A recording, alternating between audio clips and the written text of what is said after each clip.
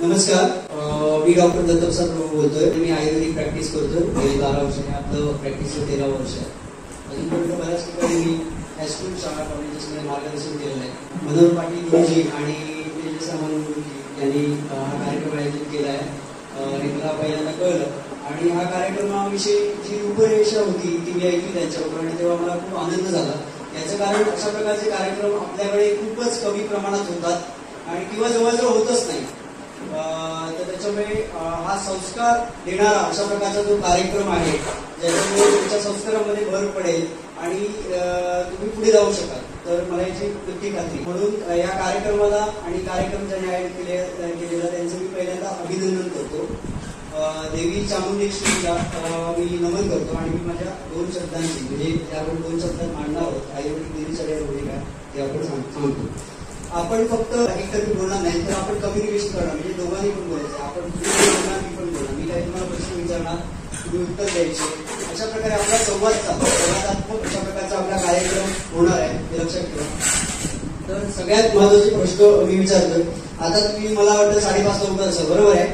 तुमच्यापैकी आता कोण कोण कितवीला आहे? मी जरा थोडं विचारून घेतलं म्हणजे मला लक्षात येईल की तू कितवीला आहेस बाळ. खाली बघू नको, माझ्याकडे बघ. मी तुम्हाला प्रश्न पण थोडे थोडे विचारले, काय मोठे गहन प्रश्न नसतो. 6वीत गेलो, बरोबर. तुम्ही कितवीला? हा, फर्स्ट इयर बीकॉम, म्हणजे मोठी मुलं पण आहे एकदम कॉलेजला. तुम्ही हो 12वी झाली, ठीक आहे. म्हणजे मोठी रेंज आहे, अगदी 5वी पासून डिग्री पर्यंत, ग्रॅज्युएशन पर्यंतची रेंज इथे दिसते, म्हणजे बरीच मोठी रेंज दिसते. पहिली पासून पण आहे. पहिलीचं कोण आहे? ओके, तू पहिलीला आहे, 3रीत जाणार आहे. ओके, ठीक आहे. म्हणजे खूप मोठी रेंज आहे पहिली पासून, म्हणजे जवळजवळ 6, 7, 8 वर्षापासून डायरेक्ट एक 18, 19 किंवा 20 वर्षापर्यंत मुले जमलेली आहेत. मोठी रेंज आहे. तर सगळ्यात महत्वाची गोष्ट की सगळ्यांना उपयोग पडेल म्हणून मी पहिल्यांदा दिनचर्येची सुरुवात करतो की मी तुम्हाला प्रश्न विचारला किती वाजता उठता. तर इकडे तुम्ही 5:30 वाजता उठता. तुम्ही घरी किती वाजता उठता? तू किती वाजता उठतोस? हा, चला, तो 8 वाजता उठतो. तू किती वाजता उठतोस? हा, 8, 9. तू 7 वाजता. ठीक आहे. बरेच जण 8 वाजता उठतात, 7 वाजता, अजून त्याच्यात 9 वाजता 10 वाजता उठणारे पण असतील. काय मी आता विचारत नाही सगळ्यांना. तर सगळ्यात महत्वाची गोष्ट ही मी सांगू इच्छितो की सकाळी उठणं किती अत्यंत आवश्यक आहे.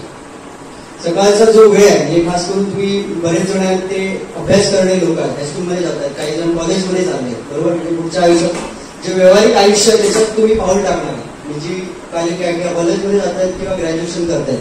शाळेतली जी मुलं आहेत जी 1ली 2रीत आहेत किंवा 5वी 6वीत आहे, पुढे 7वी 8वी करत 10वी पर्यंत जाणार आणि पुढे 11वी ग्रॅज्युएशन करणार. ओके. तर पुढचं आयुष्य तुमचं जे असतं म्हणजे प्रॅक्टिकल आयुष्य असतं, व्यावहारिक जग असतं, ते पूर्णपणे वेगळं असतं. आता जे आहे ते तुम्ही आयुष्य करताय हे थेरोटिकल म्हणजे फक्त जे पुस्तकात केलं त्याचा अभ्यास करताय आणि त्याच्यात परीक्षा देताय, मार्क्स मिळवताय, एवढंच जग आहे. बरोबर आहे? बरोबर आहे रे? एवढंच करता ना तुम्ही शाळेत, बाकी काय करत नाही. तू किती आहेस बाळ? 3रीत जाणार. ठीक आहे, तू लहान आहेस. तर सगळ्यात महत्वाचं, आपण खऱ्या जगात बाहेर पडतो तेव्हा आपण व्यावहारिक गोष्टी आपल्याला कराव्या लागतात. त्या बऱ्याचशा गोष्टी आपल्याला इकडे म्हणजे शाळेत शिकवल्या जातात. जेव्हा आपण बाहेर पडतो आणि ऍक्च्युली आपण मार्केटमध्ये हे जे आपल्याला सर्व आजूबाजूचं दिसतंय ना, लोक दिसत आहेत, कुठे कुठे काही गोष्टी. तुम्ही कधी बाजारात जाता का स्वतःमधून गोष्टी खरेदी करता, अवतोल करता? म्हणजे बाबा एखादी गोष्ट सांगितली तुम्हाला, बाबा बटाटे 30 रुपये किलो, तर तुम्ही त्याला सांगता की आम्हाला थोडी कमी करून द्या, असं कोण सांगतं का? किती जण सांगतात? बरेच जण. ठीक आहे.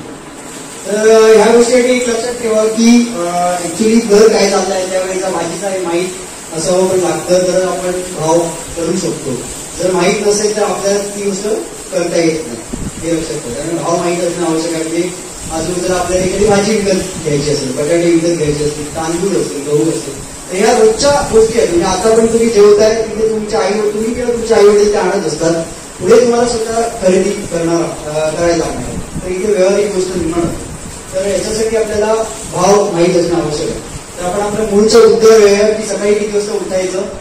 तर महत्वाची गोष्ट म्हणजे सकाळचा वेळ जो असतो तो सकाळचा वेळ अभ्यास करण्यासाठी अत्यंत आवश्यक असतो. अभ्यासाचा वेळ म्हणजे आयुर्वेदानुसार कल्पवृक्षाचा काळ मानला जातो आणि यावेळी जर आपण उठून अभ्यास करायला लागलो तर तो अभ्यास खूप चांगला लक्षात राहतो. ऍक्च्युली ही जुनीच गोष्ट आहे, आपल्या आई वडील कधीपासून सांगत आलेली असतात, पण कोणी प्रॅक्टिकली फॉलो केलं नाही. बरोबर. तुमच्यापैकी 6 वाजता कोण उठतं? आहेत बरेच जण आहेत. बरोबर, ठीक आहे. काय काय करतं 6 वाजता उठून? काय करतोस तू? कितीला आहेस तू? 10वी 8वीला आहे. बरोबर. 6 वाजता उठून काय करतोस?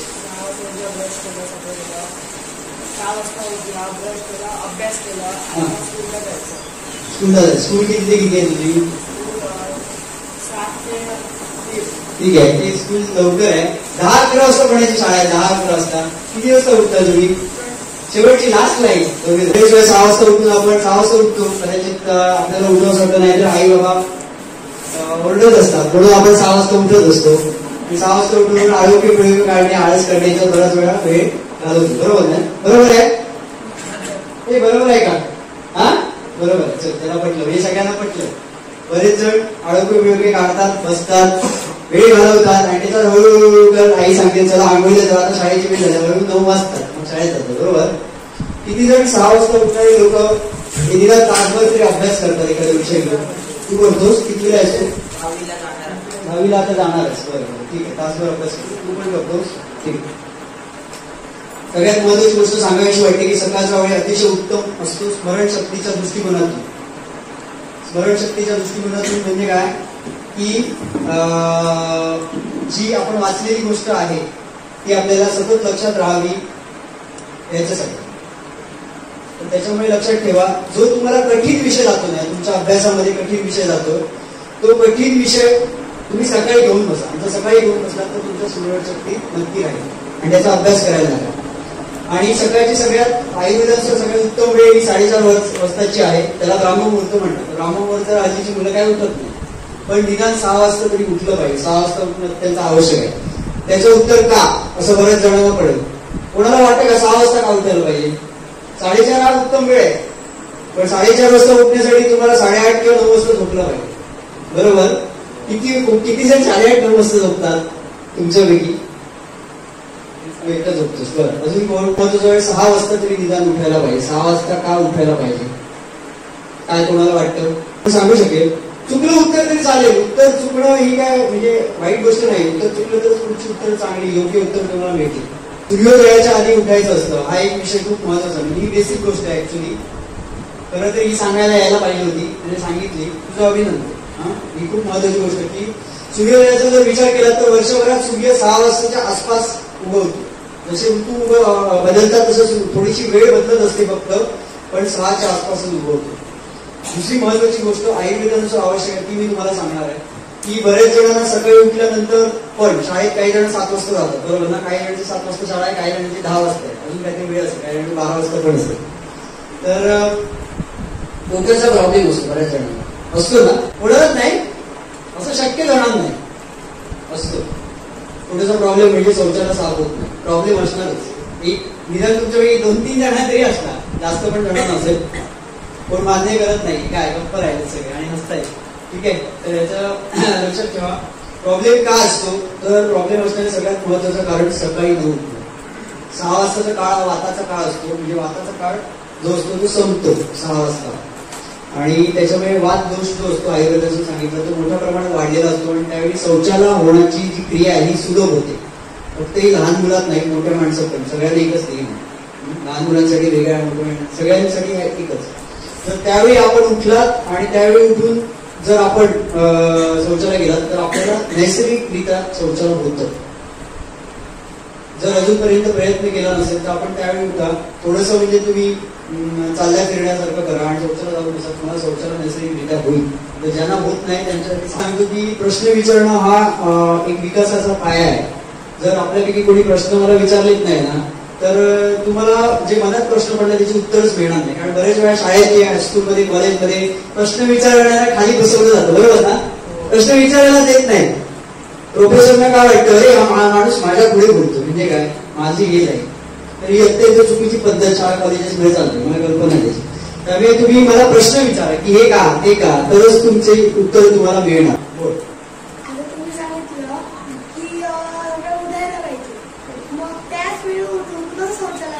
त्यावेळी उठून होण्याची क्रिया सुलभ होणार. त्यावेळी उठल्यानंतर लगेचच सगळ्यांना, आता सगळे किती जण आहेत आपण 22 जण, 22 पैकी 22 जणांना आता लगेच 6 वाजता उठलं नाही म्हणा. पण ज्यांना पोटाचा प्रॉब्लेम आहे, ज्यांना माहिती आहे पोटाचा प्रॉब्लेम म्हणजे काय, दिवसातून 2 ते 3 वेळा संडास लावणे असतं काही जणांना. ज्यांना नसेल त्यांची चांगली गोष्ट आहे, ज्यांना असेल त्यांच्यासाठी सांगतो. सकाळी शाळा असेल तर शाळेपोटी त्याने सांगितलं सकाळी शाळा असते बरोबर, 7 वाजता शाळा. 7 वाजता शाळा मॅनेज करता करता आपण घाई होते, त्याच्यामुळे बऱ्याच वेळांना संडासला होत नाही. कारण रात्री झोपतानाच ही भीती घेऊन लोक झोपतात की उद्या सकाळी मला 7 वाजता शाळेला जायचं आहे, मग काय करायचं. त्यामुळे सकाळी काय होतं की संडासला होतच नाही, तसेच शाळेत जातात. आणि तसेच शाळेत जातात, काही जण उपाशी जातात, काही जण काहीतरी नाश्तात, आई वडील जबरदस्ती करतायत म्हणून काहीतरी खातात आणि जातात. अशा प्रकारे गोष्टी घडतात. याच्यामुळे पचनशक्ती तुमची बिघडत जाते आणि पोटाचे प्रॉब्लेम होतात. आणि पोटाच्या प्रॉब्लेम नंतर पुढची गोष्ट काय घडते की अशा मुलांचा अभ्यासात लक्ष लागत नाही. तुम्ही एक्सपिरियन्स केला असाल की अभ्यासात माझं लक्ष लागत नाहीये, पोट साफ नसेल तर अशा मुलांचं अभ्यासात लक्ष नसतं. त्यामुळे लक्षात ठेवा, पोट साफ होणे अत्यंत आवश्यक आहे. जेव्हा भूक लागेल तेव्हा जेवणे हा एक विषय महत्वाचा. आपण थोडंसं पुढे जाणार आहोत याच्यातून की सकाळी उठून झालं, पोट साफ होणं हा विषय झाला, तर त्याच्यानंतर आपण पुढे नाश्ता हा विषय करतो बरोबर ना. तर सकाळी जेव्हा आपण 7 वाजता शाळेत जाणारी मुलं आहेत ती घाईघाईत काहीतरी खाऊन पिऊन जातात आणि मग मला वाटतं त्यांना डबा दिला जातो. बऱ्याच जणांना 7 वाजता डबा दिला जातो ना, डबा घेऊन जातो तुम्ही, तर डबा दिला जातो. त्यांचा वेळ असतो शाळेचा ठरवलेला, काही जणांचा 10 वाजता आहे, काही जणांचा 12 वाजता, काय असेल प्रत्येक शाळेचं वेगळे वेळ आहे, त्यानुसार ते नाश्ता करतात, पुढे जातात बरोबर. नाश्ता ह्याचा अर्थ काय की सकाळच्या वेळी ती पहिली भूक लागते त्याच्यासाठी थोड्या प्रमाणात अन्न सेवन करणे. काही जण भरपूर खात असतील काय तर लक्षात ठेवा, थोड्या प्रमाणात म्हणजे काय, पोट भरेल आणि तुम्ही पुढे जा. आणि पुढचा म्हणजे विषय जे ऐकायचे असतात, लेक्चरर जे तुम्हाला येतात किंवा शिक्षक येतात, टीचर्स येतात, त्यांचे विषय ऐकण्यासाठी आपण ताजेतवाने पोट भरलेलं असलं पाहिजे. जर पोट उपाशी असेल, तुम्ही उपाशी असाल तर तुमचं लक्षच लागणार नाही बरोबर आहे ना. पोट भरलेलं पाहिजे तर आपली डोकं चालायला लागतं, विचार निर्माण होतात, आपण लक्ष द्यायला लागतो, सिंपल. त्यामुळे नाश्ता लाईट असला पाहिजे, चपाती भाकरी काय असेल तो. याच्यामध्ये एक महत्वाची गोष्ट सांगायची वाटते की बऱ्याच वेळा काय होतं की आपल्या घरात चपाती भाकरी किंवा तत्सम वस्तू घरातल्या केल्या जात नाही, आपण बाहेरच्या वस्तू खातो आणि पुढे जातो. मग त्याच्यामध्ये खारी आहे, बटर आहे, टोस्ट आहे, अशा प्रकारच्या वस्तू बऱ्याच जणांच्या घरात खातात ना. तर महत्वाची गोष्ट सांगतो की खारी बटर टोस्ट ह्याचा विषय आहे, हे प्युअरली मैद्यापासून होतं आणि त्याने तुमच्या शरीराचं काही पोषण होतच नाही, फक्त शरीरात जातो आणि बाहेर नंतर सकाळच्या वेळी बाहेर पडतो, पण पोषण होत नाही. कारण त्याच्यामध्ये पोषण देण्यासारखं ऍक्च्युली काहीच नाही. सगळ्यात जास्त पोषण हे आपण जी धान्य खातो म्हणजे गहू, तांदूळ, ज्वारी, बाजरी, नाचणी याच्यातून मिळतं. मैदा आणि बेसन. त्यांनी चांगला प्रश्न विचारला, त्याविषयी सगळ्यात महत्वाचा प्रश्न त्यांनी विचारला की मैदा का खाऊ नये किंवा मैद्याचं काय. तर जगात जेवढे पदार्थ बाहेर तुम्हाला दिसत आहेत ते सगळ्यात मैदा आहे, सगळ्यात 100 नाही 200% मैदा. मैदा आणि पामतेल हे 2 पदार्थ असतातच सगळं. कुठल्याही पदार्थ तुम्ही काढा नाही. आता अजून काय करा माहिती आहे, ज्यांना माहित नाही आहे, ज्यांना माहिती नसेल ना, त्यांनी काय करायचं, कुठल्याही प्रकारचा एक पदार्थ बाहेरचा घ्यायचा, त्याच्यावर घटकद्रव्य लिहिलेले असतात, ते घटकद्रव्य वाचायचे. मैद्याला इंग्लिशमध्ये काय म्हणतात माहिती आहे का, रिफाईन व्हीट फ्लोअर असं असतं. त्यामुळे बऱ्याच जणांना आपल्याला काय वाटतं की गव्हाचं पीठ आहे, तर रिफाईन व्हीट फ्लोअर म्हणजे माहिती शब्द हेच आहे सेम तुम्हाला दिसतील. कुठल्याही प्रकारचं बिस्किट काढा, कुठल्याही प्रकारचा बेकरीतला कुठलाही पदार्थ, बाहेर मिळणारा कुठलाही पदार्थ जर तुम्ही घेतला तर त्याच्यात मैदा 100% असतोच. आणि प्लस असतं ते पामतेल, कारण पामतेल हे सगळ्यात स्वस्त आहे आणि खाण्यास अत्यंत हानिकारक आहे. मैद्याने काय होतं याने प्रश्न विचारला, मैद्याने आपली आतडी खराब होतं, म्हणजे पचनशक्तीचे विकार होतात मैद्याने. म्हणून मी सांगितलं तुम्हाला की गहू, ज्वारी, बाजरी, नाचणी याच्यापैकी एखादी गोष्ट असेल तर ती घरी करून खाल्ली तर तुमच्या शरीरासाठी पोषक गोष्टी निर्माण होऊ शकतात. इथे नाश्त्याचा विषय झाला. नाश्त्यानंतर आपण थोडंसं पुढे जाणार आहोत की नाश्त्याला आपण शाळेला जातो बरोबर. आणि शाळेच्या मधली सुट्टी असते, काही जणांना 12 वाजता असते, काही जणांना 1 वाजता असते, काही जणांना 2 वाजता असते, तर त्याचा टायमिंग थोडा वेगवेगळा आहे. तर जेवणाचा टायमिंग प्रत्येकाचा काय आहे, तुझं काय आहे जेवणाचा टायमिंग? 2 वाजता. तुझा काय बाळा, तुमचं काय? लास्ट नंबर तुमचा किती आहे? 1 ठीक आहे, 1, 1, 2 वाजता. तुझा काय आहे? 3:50. त्याच्या आधी काय करतोस तू? त्याच्या आधी काय नाश्ता करतोस? किती वाजता? साडी करायची. मग तू साडी करायला जेवून टाकत नाहीस. तर सगळ्यात महत्वाची याच्यामध्ये गोष्ट आहे की बऱ्याच जणांचं टायमिंग हा मिळताच होता, म्हणजे 1:30च्या आसपास आहे. आता तिथे 3:50 सांगितलं. काय 3:50 आपल्याकडे पण आहे काही शाळा जिथे 3 वाजता 2:30 वाजता, कारण मुलं 2:30 वाजता घरी येतात बरेच वेळ. सकाळी शाळेत जातात, 2:30 वाजता 3 वाजता येतात आणि 3 वाजता जेवतात. तर ज्यांची 12:30 वाजता शाळा असेल ना, तर त्यांना मी अशी रिक्वेस्ट करेन किंवा असं सांगेन की त्यांनी शाळेत जाताना जेवून जायला पाहिजे. तू 9 वाजता बसल्यामुळे तुला भूक मला वाटतं 1:30च्या दरम्यान लागत असेल, बरोबर. 1:30 वाजता भूक लागत असणार त्याला. 9 वाजता हे करतो म्हणजे साधारण 4 तासांनी साधारण घेतलेलं अन्न पचतं. एक तुम्हाला रेग्युलर हे सांगितलं. तर ह्याला 1:30 वाजता भूक लागते, पण हा जेवतोच 3, 3:15, 3:30. लक्ष झालं. तर ही गोष्ट मी तुम्हाला सांगू इच्छितो की आयडियल वेळ हा आयुर्वेदानुसार जेवणाचा 10 ते 1च्या दरम्यानचा आहे. शाळा असल्यामुळे आपण जेवू शकत नाही, तो गोष्ट वेळ. पण आयडियल वेळ आपल्याला माहिती असावी, कारण जेणेकरून आपण पुढे जेव्हा जाऊ आणि आपल्याला टाइम टेबल ऍडजस्ट होत असेल तर त्या प्रकारे टाइम टेबल आपल्याला ऍडजस्ट करायला पाहिजे. तरच आपल्याला पचनाचे विकार वगैरे काही होत नाही, किंवा विकार झाले असतील तर पटकन बरे होतात. हे औषध घेण्या वाचूनचं औषध आहे. पाम तेल काय होतं? पाम नावाचं एक झाड आहे जे आपल्याकडे नाही, इंडोनेशियात मोठ्या प्रमाणात येतं. माहिती आहे कोणाला पाम तेलाविषयी?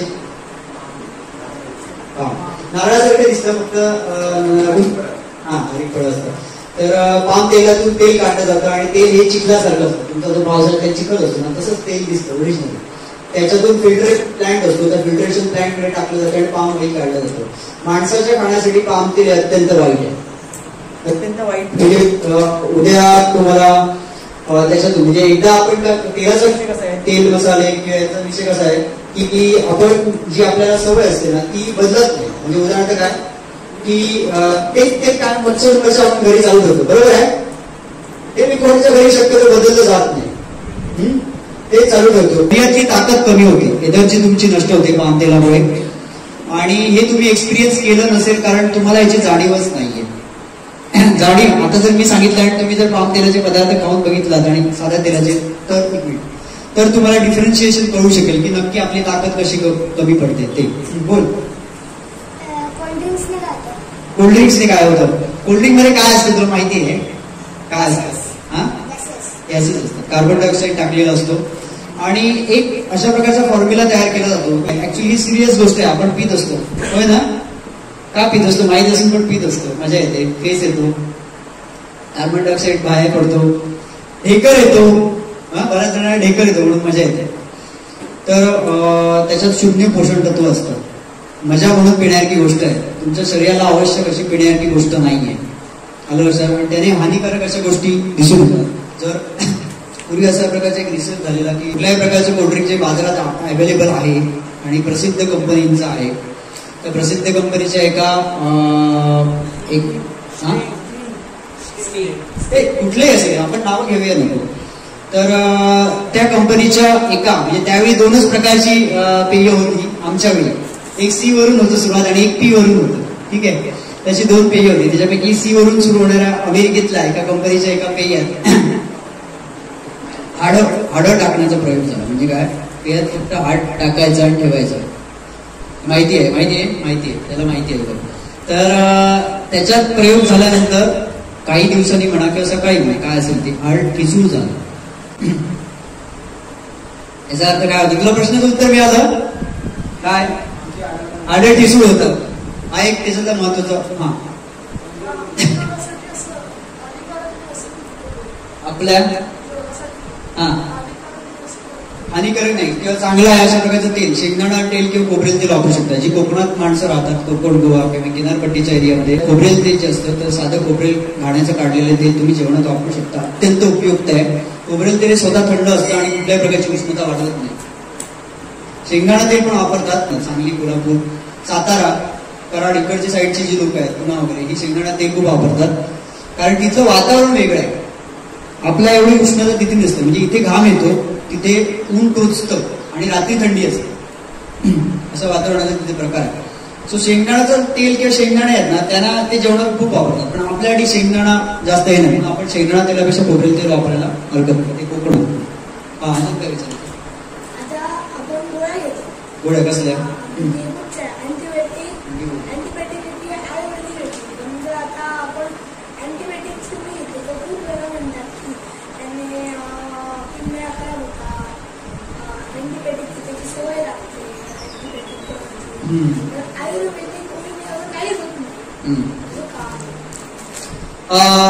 कसं आहे माहिती आहे, आयुर्वेदिक गोळी असू दे की ॲलोपॅथी, आपण कुठलीही गोळी लॉंग टर्म साठी म्हणजे लांब 1 महिना 2 महिना 3 महिने असं घ्यायला सांगत नाही, ऍडवाइस करत नाही.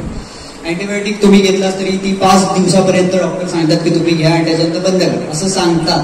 पण बरेचशी जे पेशंट्स असतात ना ते नंतर डॉक्टरची कन्सल्टच करत नाही, आपल्याला मनाला मेडिकल स्टोअरमध्ये जातात, विकत घेतात आणि गोळ्या घेतात. तुमच्या घरात पण अशी माणसं असतील 100%, कोणाच्या असणारच आहे. सगळ्यांच्या नसतील, एका दुसऱ्याच्या जरी असतील तर डॉक्टरांची कन्सल्ट करत नाही. आयुर्वेदिक गोळी ही वनस्पतीजन्य गोष्टी बनलेली असते. म्हणजे आपल्या आजूबाजूला ही झाडं दिसतात, सुपारीची झाडं आहेत, कसली नारळ आहे, फणस आहे, काजू आहे. तर अशा प्रकारच्या औषधी वनस्पती ज्या आहेत त्या औषधी वनस्पतींचं चूर्ण काढून त्याच्यापासून गोळ्या बनवतात. तशा प्रकारचे पाठ आहेत. पाठ म्हणजे गोळी कशी बनवायची ही प्रोसिजर असते, ती प्रोसिजरनुसार गोळी बनवली जाते. आणि आयुर्वेदिक डॉक्टरांच्या अंडर जर तुम्ही गोळी घेतली म्हणजे त्यांच्या मार्गदर्शनाखाली तर ते सांगतात की किती दिवसापर्यंत घ्यायला पाहिजे, त्याच्यानंतर ती नको किंवा गॅप टाकून ते घ्यायला लावतात. अशा प्रकारे हा प्रोसिजर असतो. हे डॉक्टरच ठरवू शकतात. कळलं तुला? बाकी कोण ठरवू शकतो? बोला. कुठली बारी?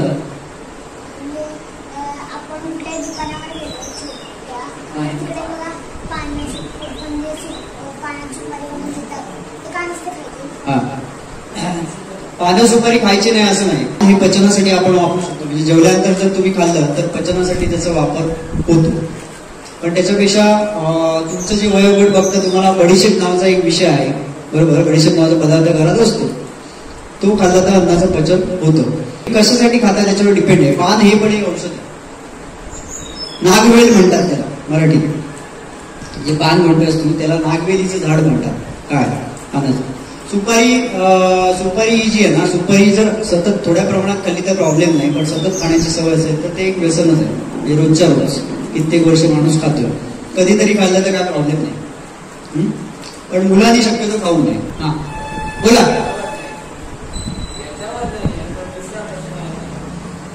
बोला विचार.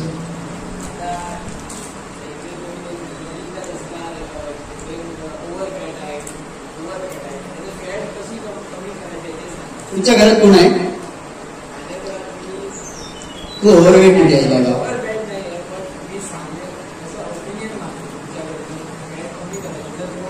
वेट कमी होण्याची 1000 कारणं असतात. ठीक आहे.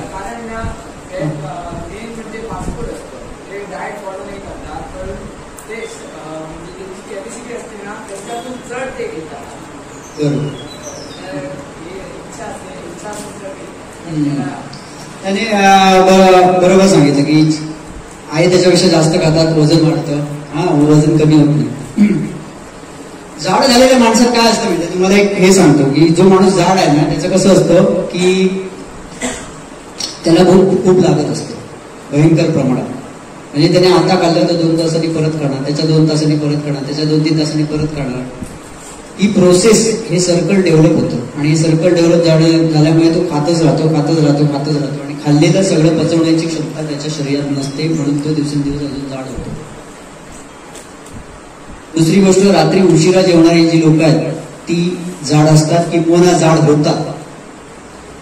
जर एखादा माणूस जाड असेल आणि तो उशिरा जेवत असेल, उशिरा म्हणजे कधी 9, 9:30, 10, 10:30, 11 वाजता जेवण्याची सवय आहे तुम्हाला, तर शरीरात रात्रीचं जे अन्न आहे त्याचं सगळं रूपांतर फॅटमध्ये होतं, म्हणजे त्याची जाडीच वाढत राहणार. फक्त शरीराचा असा गुणधर्म आहे की शरीरात जो धातू, शरीरात रस, रक्त, मांस, मेद, अस्थि, मज्जा, शुक्र असे 7 धातू असतात. त्याच्यापैकी जो धातू जास्त आहे रात्रीचं उशिरा जेवणाचं रूपांतर त्याच्यामध्ये हळूहळू होत जातं. त्याच्यामध्ये फॅट जास्त असेल तर फॅटमध्ये रूपांतर.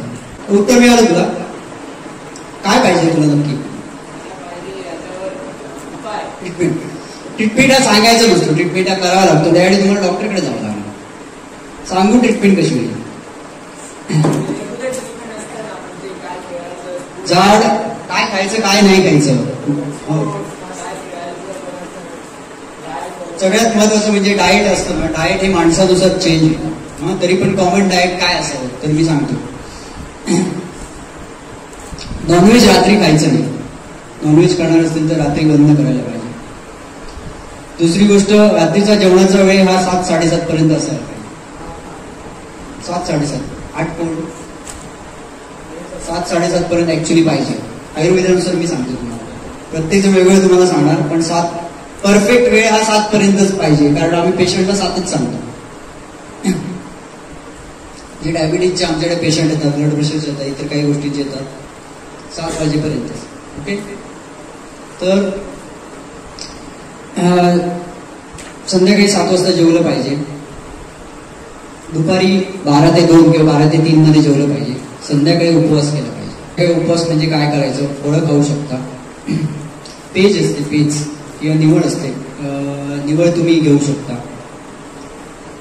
किंवा थालीपीठ, आता कोणतरी थालीपीठ सांगितलं, थालीपीठ खाऊ शकता, तरी वजन वाढत नाही. तशा मल्टिपल गोष्टी आहेत सांगण्यासारख्या. या डाएट आता सांगायला गेलो तर अजून 1 तास लागला. आपल्याकडे वेळ फक्त किती आहे म्हणजे 15 मिनिटं. काय मोठा विषय आहे डाएट. मेन ह्याच्यामध्ये आवश्यक आहे कन्सल्टेशन. तुम्ही डॉक्टरांशी कन्सल्ट करा आणि डॉक्टर तुम्हाला तपासून ऍक्च्युली प्रॉब्लेम काय झाला त्याच्यानुसार मार्गदर्शन करतील. हे योग्य आहे. तर आपण थोडंसं पुढे जाणार आहोत. जेवणापर्यंत आपण पोहोचलो. जेवणानंतर बरेच जण झोपतात ना. किती वेळ कोण कोण झोपतं. तू सांग रे किती वाजता, किती वेळ झोपतोस तू. झोपतोस का तू. किती वेळ झोपतो जेवल्यानंतर.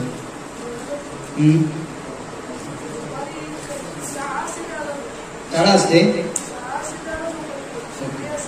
ठीक आहे. सकाळी 7 ते 11 किंवा 7 ते 1 वाजेपर्यंत शाळा कोणाची असते. 7 ते 2 वाजेपर्यंत. 1, 2, 3. तुम्ही झोपता. झोपत नाही. हा कधीच आहे, कधीच. रेग्युलर कोण झोपतंय त्याने आधी बघा. किती तास झोपता. एक गोष्ट सांगतो की दुपारच्या वेळी बऱ्याच वेळा आपण लांब जात असतो शाळेत म्हणजे कॉलेजमध्ये. त्याच्यामुळे दमायला होतं. दमायल्यामुळे झोप लागते. 15 ते 20 मिनिटं झोपायला लागतात. 15 ते 20 मिनिटं गजर लावून 15 ते 20 मिनिटं हा योग्य वेळ आहे. कारण काय दमलेलं असतं. बऱ्याच वेळा अभ्यासाला बसायचं असतं आपल्याला नंतर. तर त्याच्यामुळे 15 ते 20 मिनिटं झोपल्यामुळे मेंदू फ्रेश होतो. मेंदू फ्रेश झाल्यामुळे आपण पुन्हा एकदा अभ्यासासाठी ताज्या तव्याने मेंदूने तयार होतो. दुपारची झोप झाली. त्याच्यानंतर संध्याकाळी नाश्ता किती जण करतात. चहा बरोबर काय काय खातात. बिस्किट आहे आणि काय काय चपाती. अजून काय. ठीक आहे, चपातीवाले पण आहे तिकडे. पुढे अजून आलू पराठेवाले पण आहेत. अजून हा बोल ना तू. बोल. मेथीचे पराठे, आलू पराठे. अजून काय झालं. हा बोल. हा चिरमुरे, टोस्ट, खारी, शेव, चिवडा. हा बऱ्याच गोष्टी असतील. कोण कोण सांगत नाही. सगळ्यात महत्वाची गोष्ट आहे काय माहितीये की मजा म्हणून खायची असतील तर खायला हरकत नाही. तुमचं शरीर चांगलं राहावं म्हणून खायची असतील तर हे टाळलं पाहिजे. ऑप्शन तुमच्याकडे आहे. 2 ऑप्शन आहेत. मजा म्हणून खायची असेल तर खायला हरकत नाही. मजा म्हणजे शरीराला उपयोग काय नाही. 0% शरीराला उपयोग व्हावा किंवा पोषक तत्व त्याच्यातून मिळावे.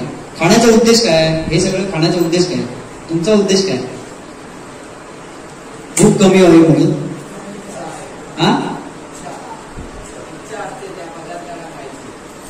नाही तसं नाही. म्हणजे आता आपण जे जेवतो खातो ना ते तुम्ही का खाता किंवा का जेवता. त्याचा उद्देश काय.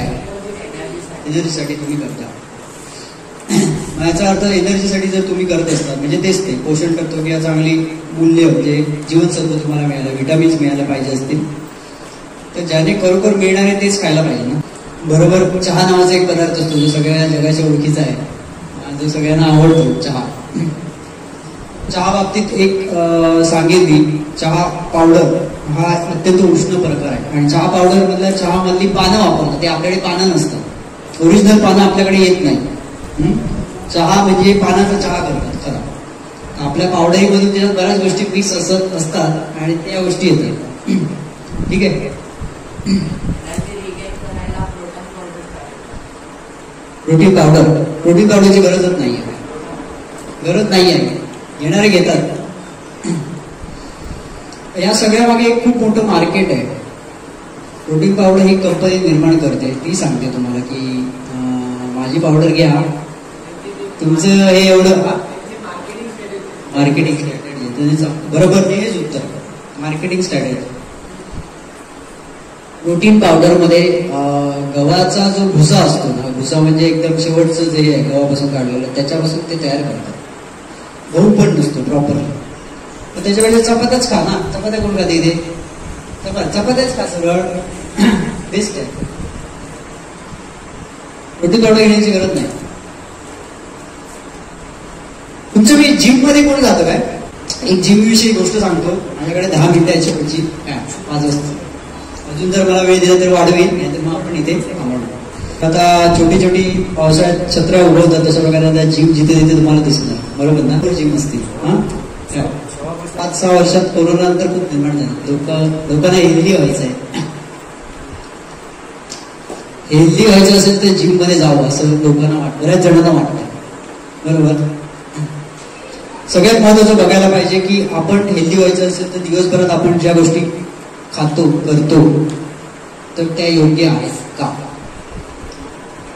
त्या जर योग्य असतील तर पुढच्या गोष्टी, त्या योग्य नसतात म्हणून तुमची शरीर चांगलं निर्माण होत नाही किंवा शरीरात ताकद येत नाही, अशा खूप गोष्टी असतात.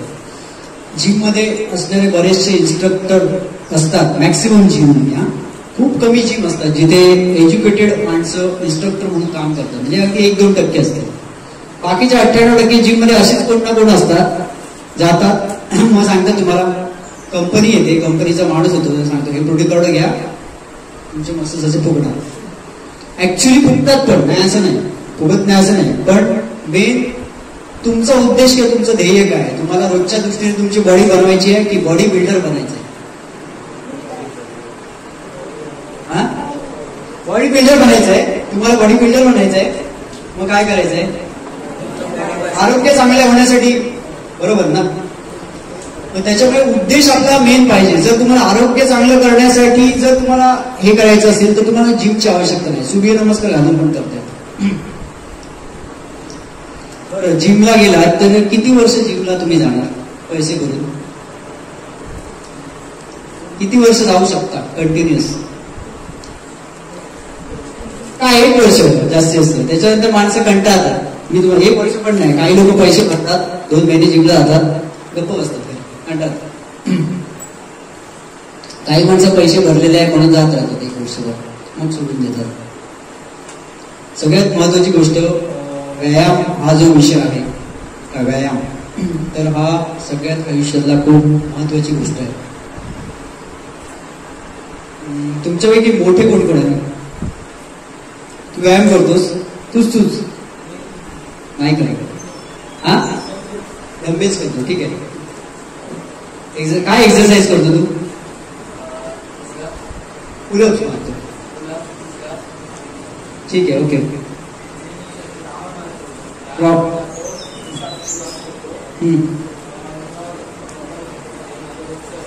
काय? फुटबॉल, ठीक आहे. सगळ्यात महत्वाची गोष्ट की जी लोक खेळणारी आहेत ना, म्हणजे प्लेयर आहेत, खेळाडू, म्हणजे त्यांना स्पेशली व्यायाम म्हणजे खेळासाठी करायला हरकत नाही, त्यांना व्यायाम करायची गरज नाही, कारण ऑलरेडीच व्यायाम होतो त्यांचा. इकडे करायचं ते पहिल्यांदा तेच.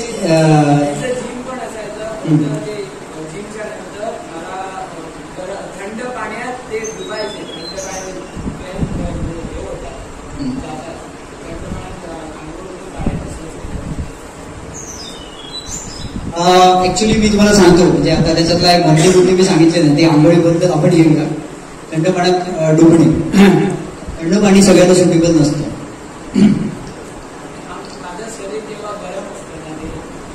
गरम केल्यावर शरीर लगेच थंड पाण्यात म्हणून थंड करायचंच नसतं, चुकीची पद्धत आहे. तुझं शरीर काय निर्जीव याचं शरीर नाही, दगडाचं, ते माणसाचं शरीर आहे. आतमध्ये रक्त आहे, मांस आहे, मसल्स आहे. तुझं शरीर कोण चालवतो?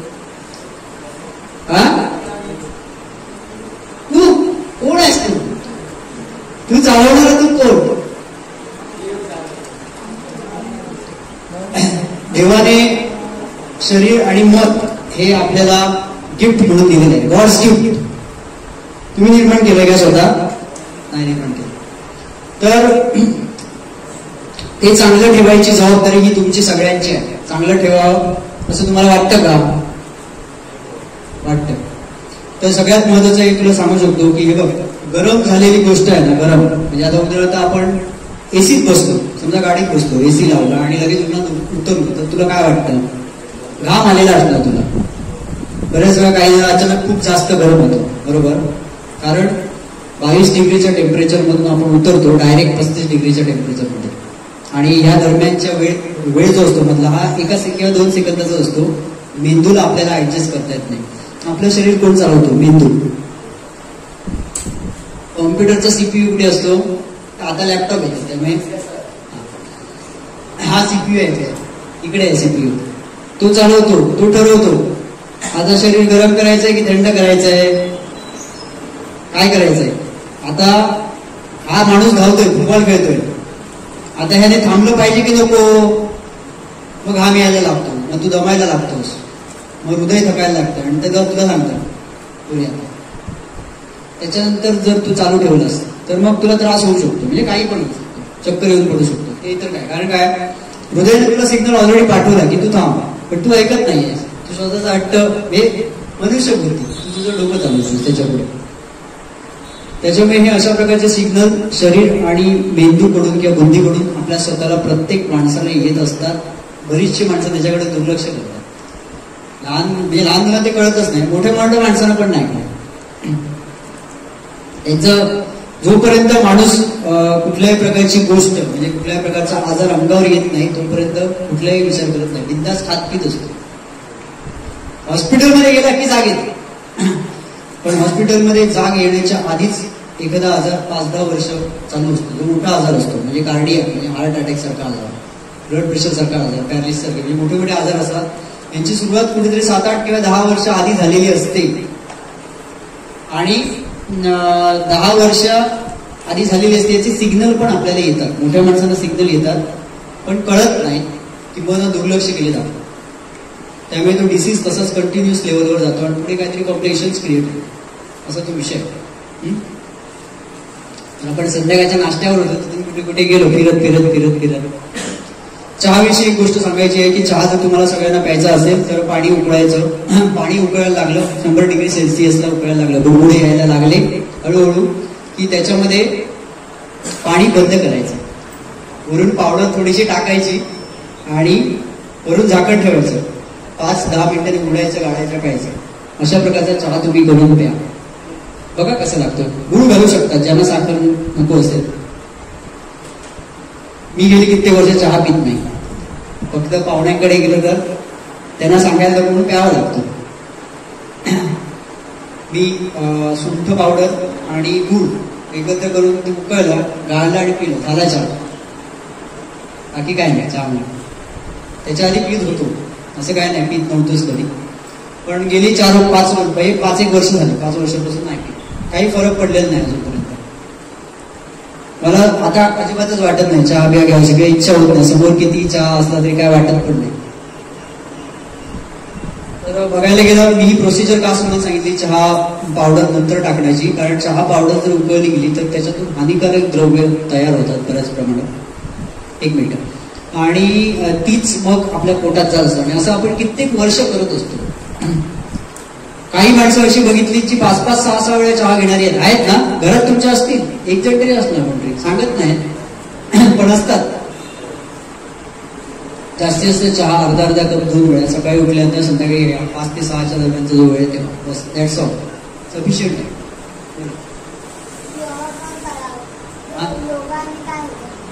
अरे मोठा विषय आहे बाळा, बरोबर आहे. तू लहान असल्यामुळे प्रश्न विचारतोस, चुकीचं काय नाही आहे. योगाने काय होतं, आता योगा हा खूप मोठा सब्जेक्ट आहे, याच्यावर 1-4 तास बोललं तरी कमी पडेल असं सब्जेक्ट आहे. मनावर नियंत्रण ठेवता होतं सगळ्यात महत्वाची गोष्ट. मन तुमचं धावतं ना, एखादा पदार्थ आवडीचा बघितल्या अजून खाऊ. पुरणपोळी आवडते काय कोणाला? पुरणपोळी खूप जण आहेत. एक पुरणपोळी खाल्ली बरी वाटली, अजून एक वाटतं ना, वाटते की नाही मला सांगा, कोणाला तरी सगळ्यांना वाटतं असेल हा विषय. तर हे समजणं खूप आवश्यक आहे की पुरणपोळी एक खाल्ली नाही, आता पुरे. जेव्हा तुम्हाला वाटतं की एक पुरणपोळी खाल्ली आहे, त्याच्यानंतर एक पुरणपोळी अजून खाल्ली तर पोट भरणार, तर चांगलं आरोग्य ठेवायचं असलं तर त्याच वेळी थांबलं पाहिजे. म्हणजे एकच पुरणपोळी. जेव्हा 2 पुरण म्हणजे एक खाल्ली आणि परत वाटते की एक अजून खायची, तेव्हा एक खाल्ल्यात पूर्ण झाली की थांबायचं बस. इकॉनॉमिक्स मध्ये आहे, हा बरोबर. ते इकॉनॉमिक्स मध्ये त्यांनी सांगितलं, तो तुमचा एक मोठा दादा आहे तुमचा सगळ्यांचा, तर त्याला जास्त चांगल्या प्रकारे माहिती आहे. हा दादा आहे. हा दादा कशात काम करतो? कॉलेजमध्ये आहे. दादा कॉलेज आहे, ठीक आहे. हा दादा, हे सगळे दादा आहेत तुमचे, जे लहान लहान ते पहिल्या 2 रांगेत बसलेत ना, त्यांचे हे सगळे मागचे आहेत ते दादा आहेत. तर ही गोष्ट खूप महत्वाची आहे की जेव्हा एखाद्या समजा तुम्ही कुठलाही पदार्थ खाता, पुरणपोळी असेल, शिरा असेल, एक एवढी डिश घेतली, खूप खात गेलो आणि वा मस्त मस्त मस्त मस्त अजून मस्त, आणि एक डिश संपल्यावर तुम्हाला वाटतं की अजून एक डिश मी खाऊ शकतो, मग त्याच वेळी थांबलं पाहिजे. ती योग्य वेळ आहे शरीराचं आरोग्य चांगलं ठेवण्याचं. तू विचार होतास ना की जाडे पण म्हणजे ओबेसिटी कशी कंट्रोल करावी, तर हे ओबेस माणसांना जमत नाही. एक शिरा, 2, 3 असे पदार्थ खात राहतात. मग काय सॅटिस्फॅक्शन कसलं? खाण्याचं सॅटिस्फॅक्शन जोपर्यंत त्यांना मिळत नाही खात राहतात, म्हणून त्यांची जाडी कमीच होत नाही. काय इच्छा नाहीशी होत नाही. एसी मध्ये बसल्यावर पण वेट वाढतं. 24 तास एसी मध्ये, 8 तास एसी मध्ये, 9 तास एसी मध्ये बसणारी माणसांचं पण वेट वाढतं. कारण बाहेर टेम्परेचर आहे 35 डिग्री, 32 डिग्री, 31 डिग्री, आत आहे 22 डिग्री, 10 डिग्रीचा फरक असतो. स्किन डिसीजेस होतात एसी मध्ये, जे जास्त काळ बसणार आहे त्यांच्याकडे स्किन प्रॉब्लेम्स. तर आपण चहावर होतो, आपण मूळ मुद्दा विसरलो, चहा. तर चहा 2 वेळा प्यायला हरकत नाही. प्यायचा असला तर, सोडायचं असलं तर कधी पण सोडू शकता.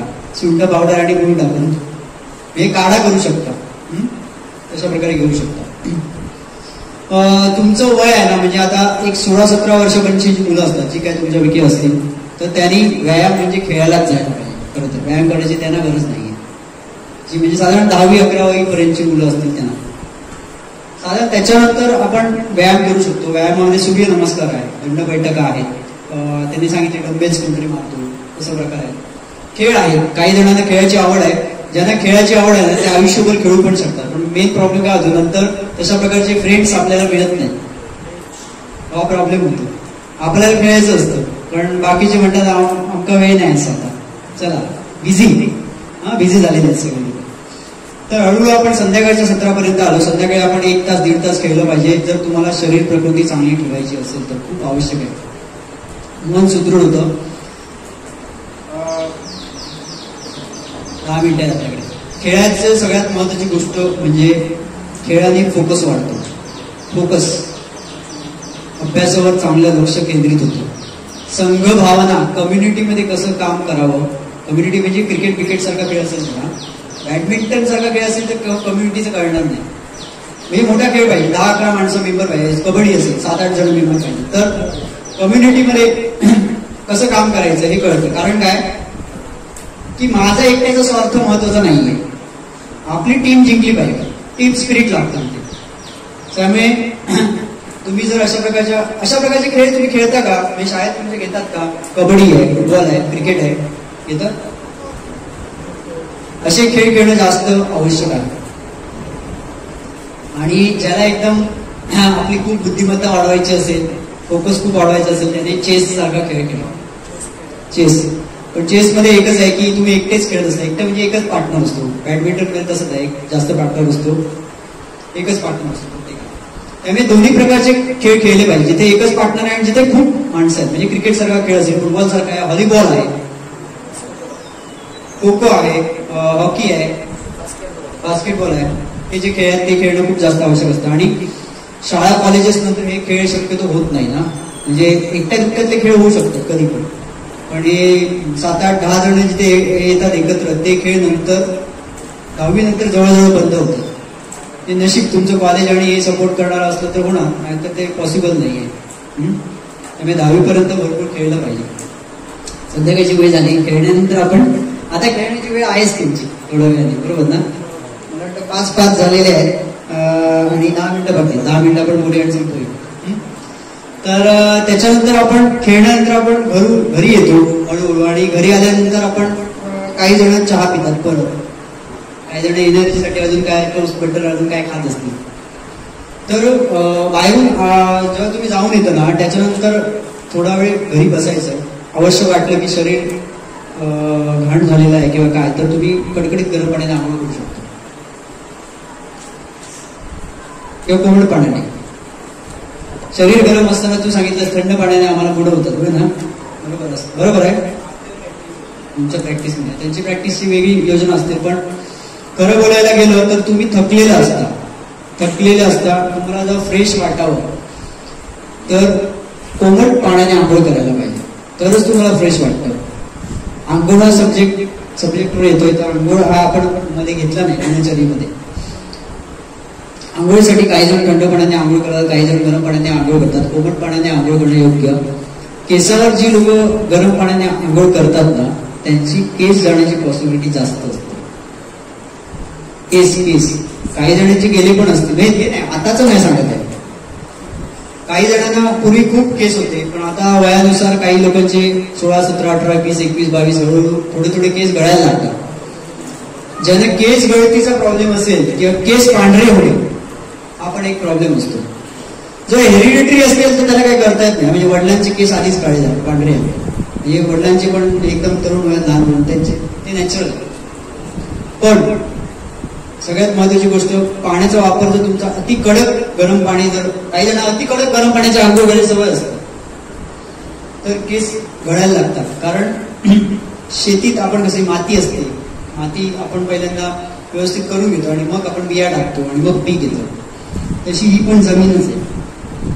ही जेवढी गरम होत राहील तेवढी केस आहेत, केसांची मुळं ही हलणार, केसांची मुळं हलली की केस सुटणार आणि खाली पडणार आणि गळायला लागत राहतात केस, लक्षात ठेवा. दुसरी गोष्ट, जागरण जर जास्त असेल तर केस गळतील, केसांवर परिणाम होतो. जागरण, जी लोक 10:30च्या नंतर जागणार आहेत, 11, पावणे 11, 11:30, 12, वेळ जात नाही, झोप येत नाही म्हणून मोबाईल बघत बसतात. काय असतात असते बरे तुला काय विचारायचं आहे तुला प्रश्न असतात, तू बघतोस हा, मग काय बघतो टीव्ही, मग काय बघतोस, कशाला जागा असतोस तू, झोप येत नाही का, झोप येत नाही तुला, संध्याकाळी खेळत नाहीस तू, खेळतो तरी पण झोप येत नाही. किती वाजता झोपतोस तू असा, डोक्याला तेल लावतोस, कधी लावतोस, दुखताना लावतोस, कसलं तेल लावतोस, पॅराशूट, खोबरेल तेल घाण्याचं काढलेलं आहे तुमच्याकडे का पॅराशूट आहे, पॅराशूट आहे घाण्याचं खोबरेल तेल काढलेलं वापर, तेल लाव डोक्याला आणि काय कर, कान चांगले आहेत तुझे, म्हणजे अजून व्यवस्थित आहे ना, पू वगैरे काही येत नाही, एकदम व्यवस्थित आहे. एखाद दिवस ना ह्या कानाला दुसऱ्या त्या कानाचं तेल कानाने भर, गरम कर, कोमट कर, तर तुझं डोकं शांत होतं. दुसरी गोष्ट, पाय जे आहेत आपले, पायाचे तळवे असतात तिथले, हा, तर खालून वर मालिश करायची असते. कुठून येते, काशाची वाटी वापरतात, पण आपल्या घरी नसेल तर आपण स्टीलची वापरू शकतो. त्याने डोळे थंड येतात, डोकं थंड होतं आणि झोप लागतात. हा प्रयोग करू शकतो. कायमच झोप लागत नाही, उन्हाळ्यातच नाही लागत. उन्हाळ्यात हे नॉर्मल आहे, उन्हाळ्यात झोप बऱ्याच जण लागत नाही. उष्णता बाहेर पडते ना, ती तुमच्या पायातली उष्णता आहे, जी काळपटपण आहे ना तेवढी उष्णता आहे तुमच्या ह्याच्यात. त्याली मसाजचं हे पण आलंय बघा, बरोबर ना, मसाज करतात, तूप काळं होतं, उष्णता, हे किती उष्णता आहे ते बघा. उष्णता भरपूर आहे. जर उष्णता वाढत गेली, शरीराची उष्णता वाढत गेली तर झोपेचा प्रॉब्लेम होतो, झोप येत नाही. 12:30 1 वाजता झोपला सकाळी बरोबर उठतो. तुझी पित्त प्रकृती आहे, मी तुला आताच सांगतो, पित्तवाताची जी प्रकृती आहे. 12:30 वाजता आता तू यंग आहेस, तरुण आहेस, मुलगा आहेस, किती वर्ष वय आहे तुझं? 13 वर्ष वयाचा असल्यामुळे काही प्रॉब्लेम नाही. जेव्हा हा मुलगा 18, 19, 20च्या पुढे जाईल ना, तेव्हा त्याला प्रॉब्लेम सुरू होतो. पण प्रॉब्लेमची सुरुवात आतापासूनच होणार आहे, कारण 12:30 वाजता तो जागरण करतोय, जागरणच आहे 12:30 पर्यंत. हा, तू 6 वाजता जरी उठलास तरी 12:30 वाजता जागरणच आहे. तुला 10 ते 10:30च्या दरम्यानच झोपायला पाहिजे. तुला जर तुझी तब्येत आणि सगळ्या गोष्टी चांगल्या ठेवायच्या असतील मेंटेन, तर तेच सांगितलं. आता तेलाविषयी एक तुला सांगितलं मी प्रकट, तेल लावायचं पायाचं एक. अरे म्हणजे तू अध्यात्माशी रिलेटेड गोष्टी करण्याची गरज आहे. कितवीला आहेस तू? कुठे राहतोस? डोंबिवलीमध्ये राहतोस? बरं. मुंबईतली लोक सगळे साधारण 11:30 12ला झोपतात, बरोबर आहे ना?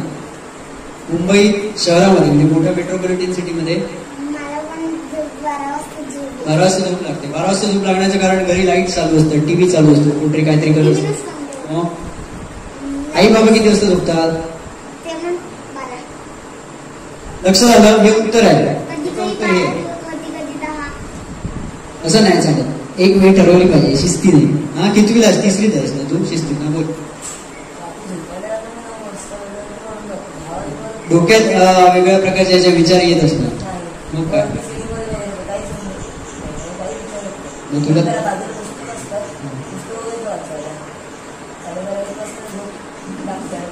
नाही, मग तुझा प्रॉब्लेम करेक्ट करण्याची गरज आहे. तू जवळच्या कुठल्याही डॉक्टरांकडे दाखव, आयुर्वेदिक डॉक्टरांकडे. त्याचे हा प्रॉब्लेम करेक्ट करून जेवणाचं बोल.